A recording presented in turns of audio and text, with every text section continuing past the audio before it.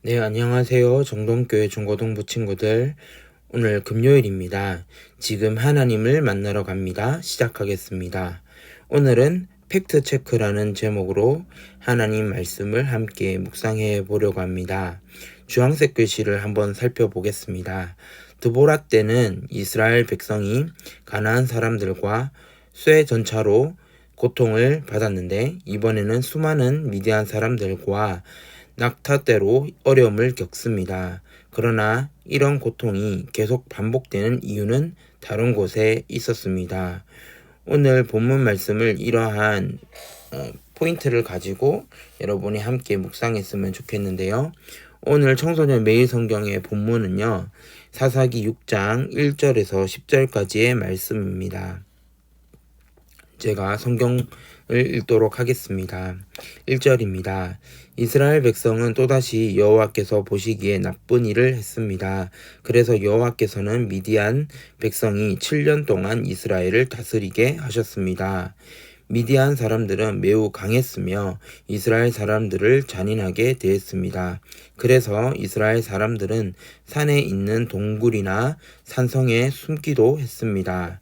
이스라엘 사람들이 농사를 지을 때마다 미디안 사람들과 아말렉 사람들과 동쪽의 다른 사람들이 와서 이스라엘 사람들을 공격했습니다. 그들은 이스라엘 땅에 진을 쳤습니다. 그리고 그들은 이스라엘 사람들이 심어놓은 농작물을 망쳐 놓았습니다. 그들은 가사 땅에까지 그런 짓을 했습니다. 그들은 이스라엘 사람들이 먹을 것을 남겨놓지 않았습니다. 양이든 소든 나귀든 하나도 남겨놓지 않았습니다. 5절입니다. 미디안 사람들이 와서 그 땅에 진을 쳤습니다. 그들은 천막과 가죽을 가지고 왔는데 마치 메뚜기 떼와 같았습니다. 사람과 낙타가 너무 많아서 셀 수 없을 정도였습니다. 미디안 사람들은 그 땅에 들어와서 그 땅을 못쓰게 만들어 놓았습니다. 6절입니다. 이스라엘 백성은 미디안 사람의 약탈 때문에 매우 가난해졌습니다. 그래서 여호와께 도와달라고 부르짖었습니다. 7절입니다. 이스라엘 사람들은 여호와께 미디안 사람들에게서 구해달라고 부르짖었습니다. 그래서 여호와께서는 이스라엘 사람들에게 한 예언자를 보내주셨습니다. 그 예언자가 말했습니다. 이스라엘의 하나님 여호와께서 이렇게 말씀하셨소. 나는 너희가 노예로 있던 땅 이집트에서 너희를 이끌어내었다. 나는 이집트 백성에게서 너희를 구해 주었다. 또 나는 가나안의 모든 백성을 쫓아내고 그 땅을 너희에게 주었다. 그때에 내가 너희에게 말했다. 나는 너희 하나님 여호와다. 너희는 아모리 사람의 땅에서 살게 될 것이다. 하지만 너희는 그들의 신을 섬겨서는 안 된다. 그러나 너희는 나의 말에 순종하지 않았다. 오늘 본문 말씀의 배경 이해를 함께 보도록 하겠습니다. 오늘 본문 말씀에는 하나님을 다시 배역한 이스라엘 사람들이 나옵니다. 이 이스라엘 사람들은 이번에는 미디안이라고 하는 족속으로부터 고통을 받고 있습니다. 고통에 시달린 백성은 하나님께 부르짖습니다.